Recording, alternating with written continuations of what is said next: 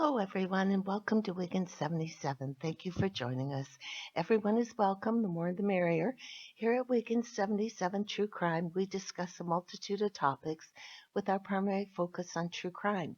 We explore all types of cases, from missing person cases to unsolved cases to current cases pending in the courts.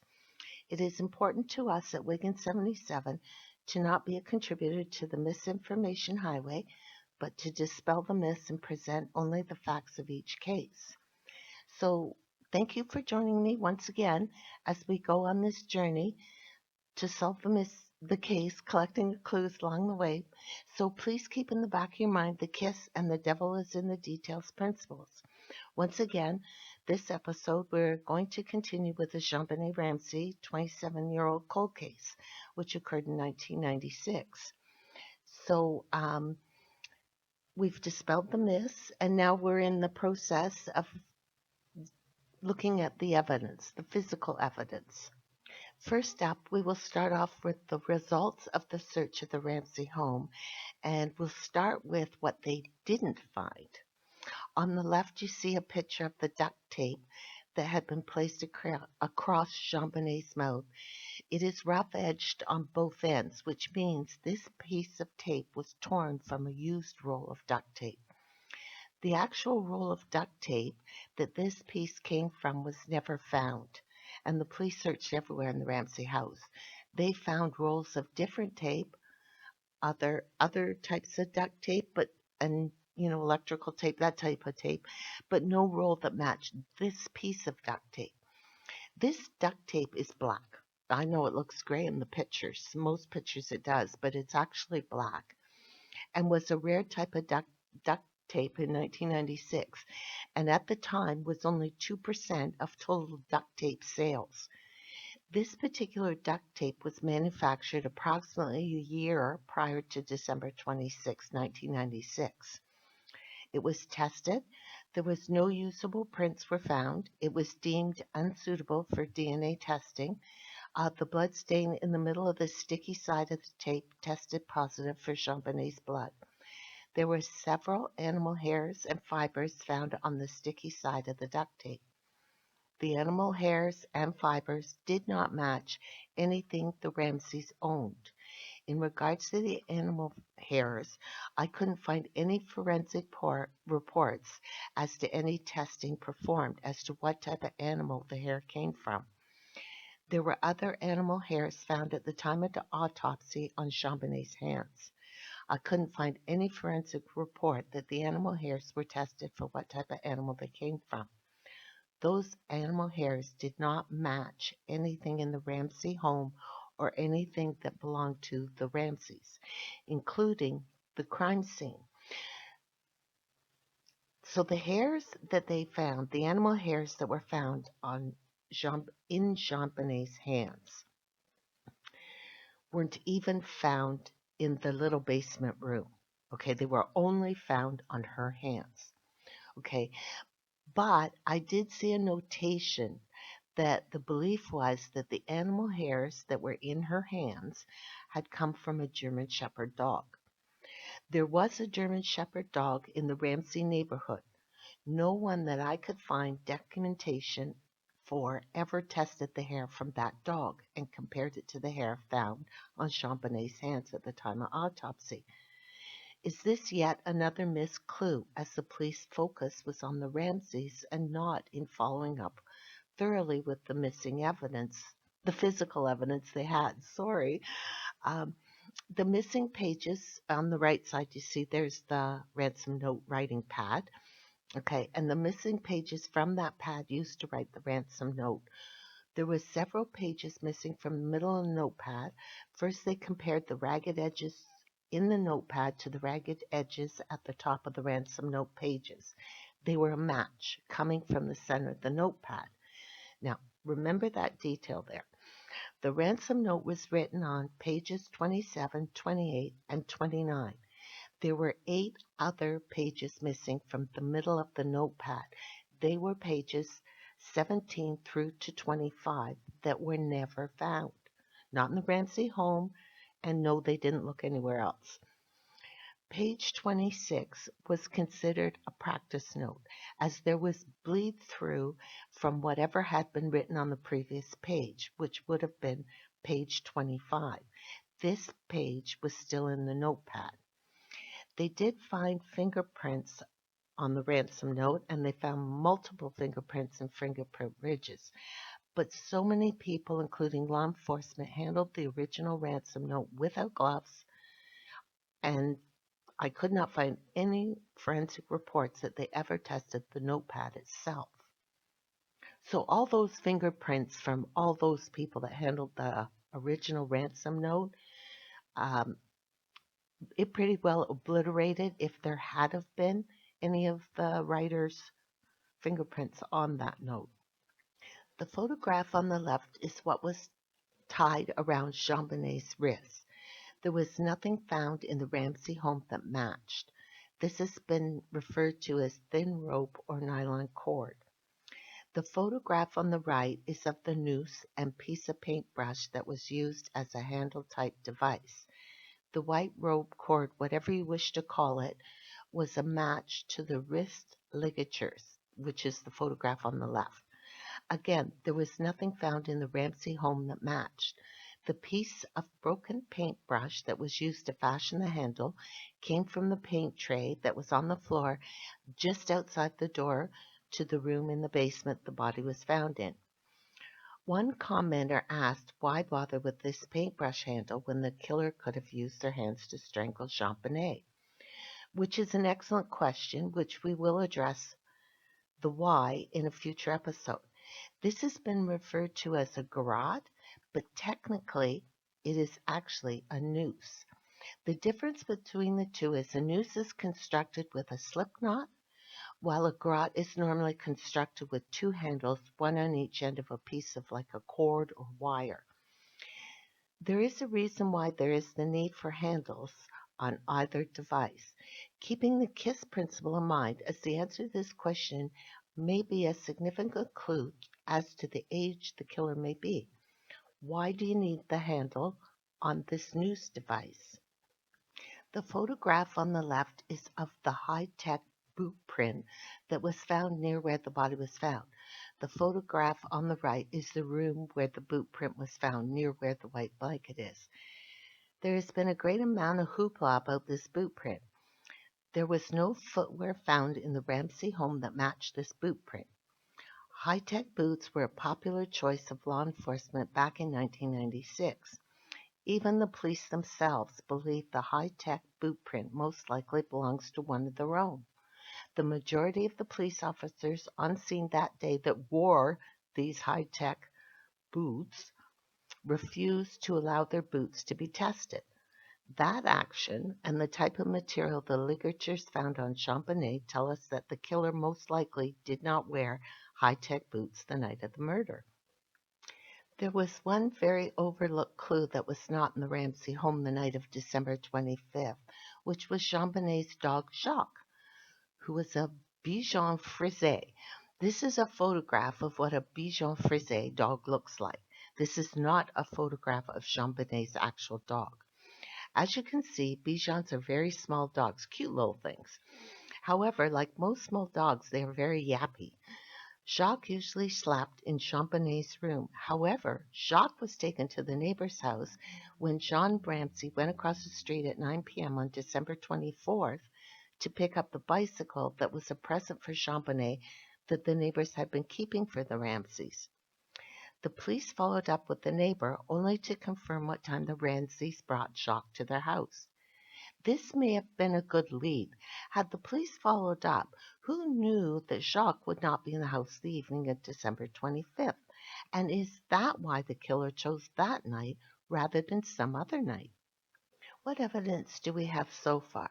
Okay, we have a bunch of crime scene photographs and video. However, the majority of the crime scene photographs are of no evidentiary value. Possibly the first dozen of crime scene photographs may be close to accurate. The crime scene video is inaccurate. However, despite the poor quality of the video, it does capture the layout of the Ramsey home, which, in the future would be invaluable. We have a piece of duct tape that was placed on the But where the roll of duct tape, the piece of duct tape came from, is not found in the Ramsey home. So where is it? We have ligatures found on the victim that do not match anything in the Ramsey house. So what are these ligatures and where did they come from? We have a ransom note and the writing pad it was written on. We have two types of animal hair found. One type found on the sticky side of the duct tape, the other found on the hands of the victim. What animals do these hairs belong to? Within days of the discovery of the victim, the physical evidence pointed towards an intruder. Sadly, the police focus was on proving their theory and not on what the physical evidence was attempting to tell them.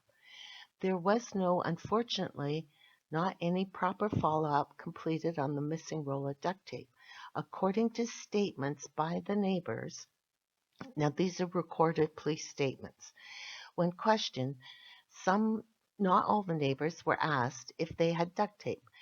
None of them were asked to show the roll of duct tape they did have, if they had it, or was any duct tape retrieved from any of the neighbors. So this lead, unfortunately, is lost forever. None of the neighbors' houses were searched in an effort to look for anything that may have matched the ligatures found on the victim, nor did the police inquire as to what animals they owned when doing their house to house, despite there was a German Shepherd dog in the neighborhood. All these leads are lost forever unless there is some way they could test the writing pad for DNA. The ransom note was written in the middle of the writing pad, which means whoever wrote the ransom note would have to hold the flipped pages with one hand while they wrote the note using the other. It would be the back of page 16 of the notepad that the person who wrote the note would have had their hand on, or the back of page 26, as the ransom note was page 27, 28, and 29. I don't know if it is possible to swap the back of page 16 and the back of page 26 for DNA. Another possibility is the edges of the notepad.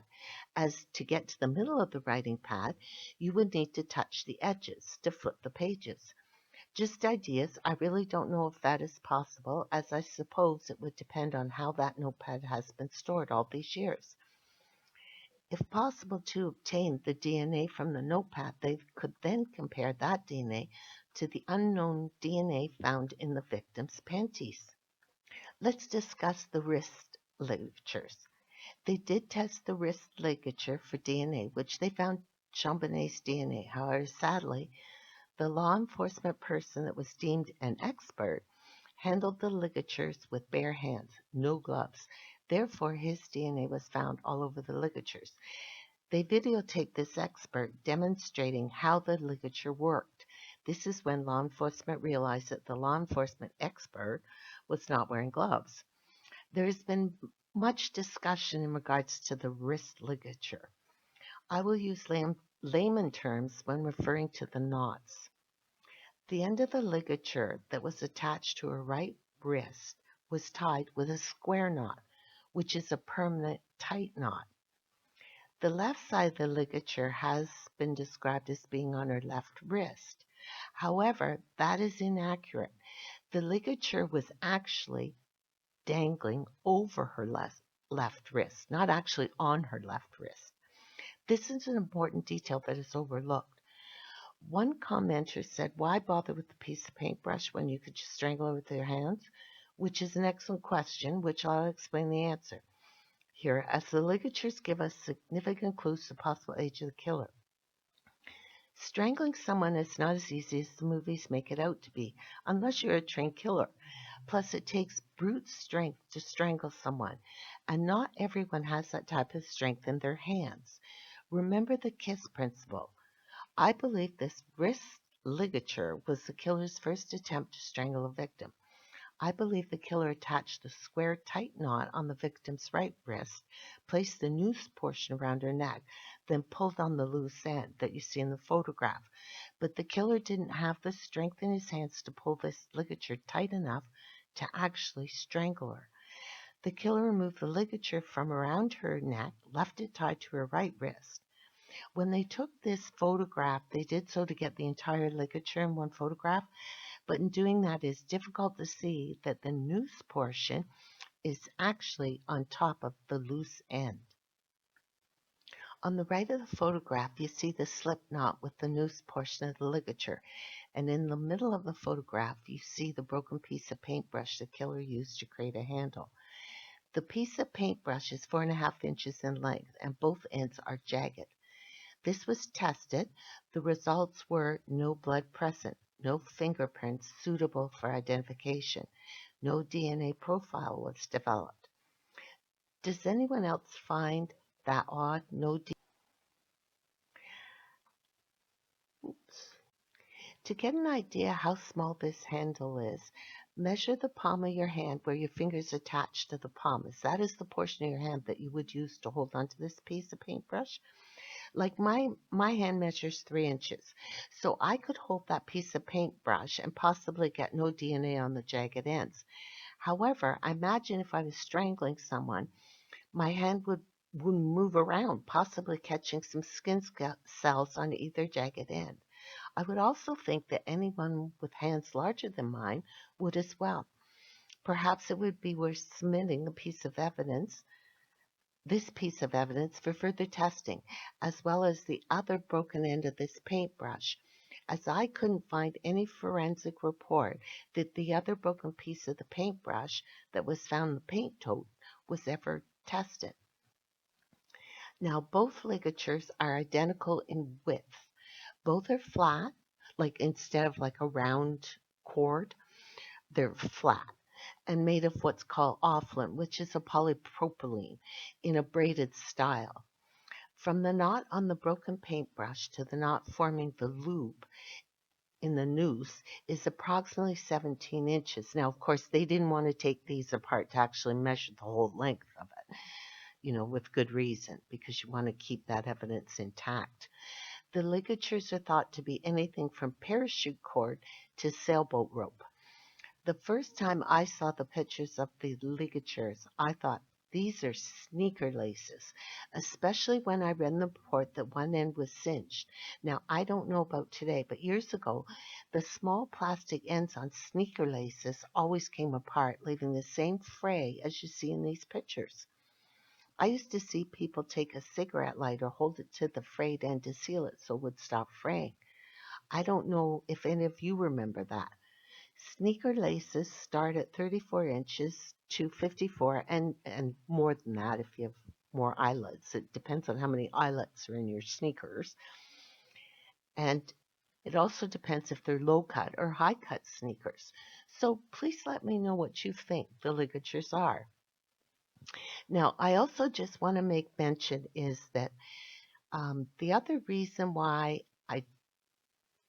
this strangulation is maybe not what it appears to be in the photographs is that when we get to the autopsy report, that's going to disseminate some detailed information in regards to this strangling. Okay, so we're going to leave it there, and thank you so much for listening. Please click the like and subscribe buttons. It's free. Look forward to you joining me for our next episode where we will continue to review the evidence, collect the clues. Please leave your feedback and comments, or if you like, you are welcome to email me directly at ybentleydavidson@outlook.com. Until next time, wish you all the best.